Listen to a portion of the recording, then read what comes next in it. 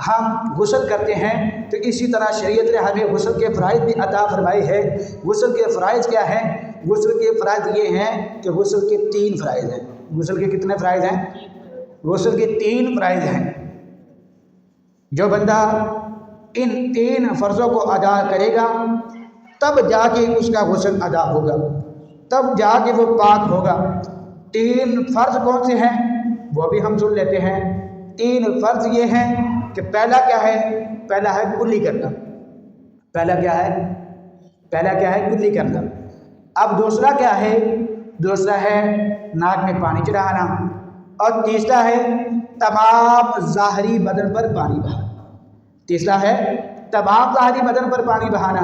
میرے میٹھے اور پیارے اسلام بھائیوں، ہم نے ان 3 فرضوں کے حوالے سے سن لیا۔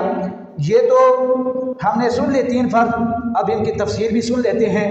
شریعت نے ان کی تفسیر کیا بیان فرمائی ہے؟ شریعت نے ان کی تفسیر بیان فرمائی ہے کہ پہلا ہے کلی کرنا۔ اب کلی کس طرح کرنی ہے ہمیں معلوم ہونا چاہیے۔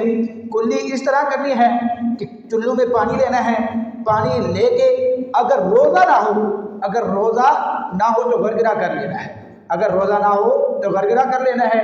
اور کلی کس طرح کرنی ہے؟ کلی اس طرح کرنی ہے کہ منہ کے ہر پرزے، ہر گوشے، ہر چیز، ہر گوشے، ہر پرزے تک پانی پہنچ جائے۔ اگر اس دوران آپ نے گوشت کھایا ہے، کوئی سالن وغیرہ کھایا ہے، اس کے ریشے وغیرہ دانتوں وغیرہ میں لگے رہتے ہیں، دانتوں وغیرہ میں لگے ہوتے ہیں، تو آپ لوگوں نے کیا کرنا ہے؟ پہلے ان ریشوں کو دور کرنا ہے، ان ریشوں کو ہٹانا ہے۔ ان ریشوں کو ہٹا کے آپ لوگوں نے کلی کرنی ہے۔ کلی کرنی ہے تو بتا دیا کلی کیسے کرنی ہے۔ کلی اس طرح کرنی ہے کہ کلی کرنے کے لیے ہمیں کلی کریں تو کلی سے ہر پرزے، ہر گوشے، ہر جگہ تک پانی بیٹھ جائے۔ پانی بیٹھ جائے تو وہ کلی ہماری کمپلیٹ ہوگی۔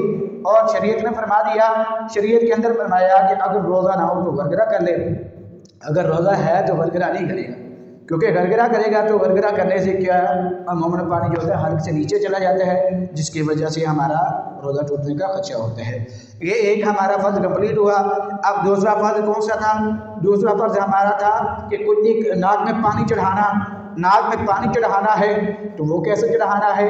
ناک میں آپ نے چلو میں پانی لینا ہے، چلو میں پانی لے کے آپ نے اگر روزہ نہ ہو تو نرم ہڈی تک، نہ کی نرم ہڈی تک، یہاں تک نرم ہڈی تک پانی کا پہنچانا ضروری ہے۔ ٹھیک ہے، یہ نہیں ہے کہ پانی لیا ایسے کر کے ٹچ کر کے آپ نے گرا دیا، پانی لیا کلی پچ کر کے ڈال دی، پچ کر کے ڈالنے کا نام فرض نہیں ادا ہوگا، تو کلی کا بھی میں نے بتا دیا، اور وہ ناک میں پانی ڈالنے کے حوالے سے بھی بتا دیا۔ اب ہے تمام تیسرا فرض کون سا تھا؟ تیسرا فرض تھا تمام ظاہری بدن پر کیا کرنا؟ پانی بہانا۔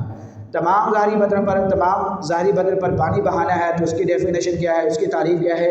اس کی ڈیفینیشن یہ ہے کہ سر کے بالوں سے لے کے پاؤں کے ناخنوں تک، سر کے بالوں سے لے کے پاؤں کے ناخنوں تک تمام جسم کا تر ہونا ضروری ہے۔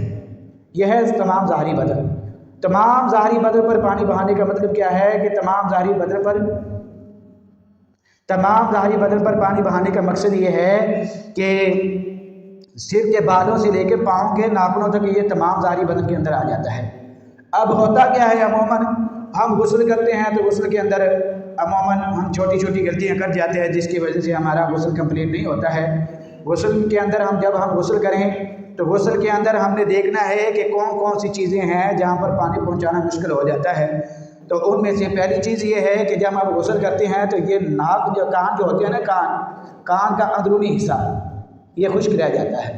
ہم نے جب بھی غسل کرنا ہے تو اس کے اندر اچھے طریقے سے انگلی ڈال کے اس کو کیا کرنا ہے؟ صاف کرنا ہے، تر کرنا ہے۔ کانوں کے سوراخوں کو بھی صاف کر کے تر کرنا ہے۔ اور یہ جو غسل کرتے ہیں، غسل کے دوران عمومی طور پر جو چیزیں خشک رہ جاتی ہیں وہ یہ ہیں کہ یہ کانوں کے بیک سائڈ والا حصہ جو ہوتا ہے یہ بھی ہمارا کیا ہو جاتا ہے؟ خشک رہ جاتا ہے۔ تو لہٰذا اس کو بھی اچھے انداز میں آپ جب غسل کریں تو اس کو یہاں پر بھی پانی بہانا کیا ہے؟ ضروری ہے۔ اب دوسری چیز کیا ہوتی ہے؟ دوسری چیز یہ ہے کہ جب ہم غسل کرتے ہیں تو غسل کرنے کے دوران ہماری یہ جو ناف ہے، یہ سوراخ جو ہے نا، یہ سوراخ یہ اندر سے سوکھا رہ جاتا ہے، یہ خشک رہ جاتا ہے۔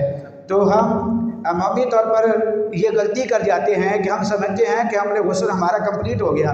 गुस्ल हमारा कंप्लीट नहीं हुआ है। आपने उस सुराख के अंदर अच्छे अंदाज में पानी बहाना है, पानी पहुंचाना है। जब ये पानी पहुंच जाएगा, जब ये हमारी ये जो है नाव सुराख जो है इसके अंदर पानी तर हो जाएगी, ये पानी पहुंच जाएगा, तर हो जाएगी, तब जाके हमारा गुस्ल कंप्लीट होगा।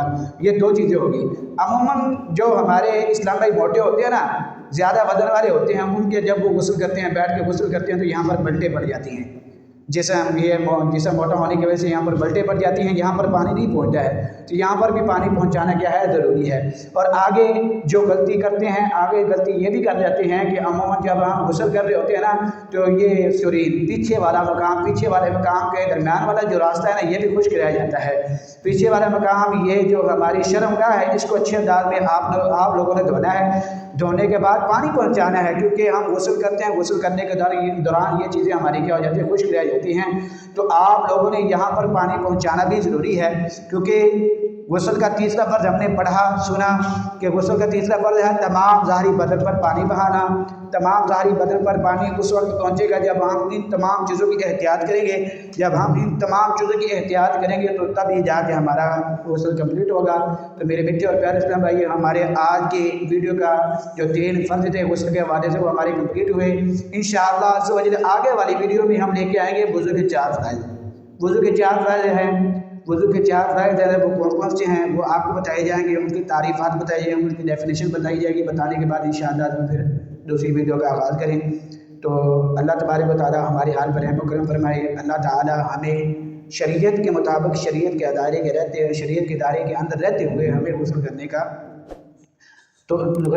सही तरीके पर अमल करते हुए तौफीक करने की अता फरमाए। अल्लाह पाक की बारगाह में दुआ है कि अल्लाह ताला हमारे हाल पर रहम व करम फरमाए। आमीन बिजाहि नबी अमीन सल्लल्लाहु तआला अला मुहम्मद सल्लल्लाहु तआला अलैहि व आलिहि व बारिक व सल्लिम व सल्लम।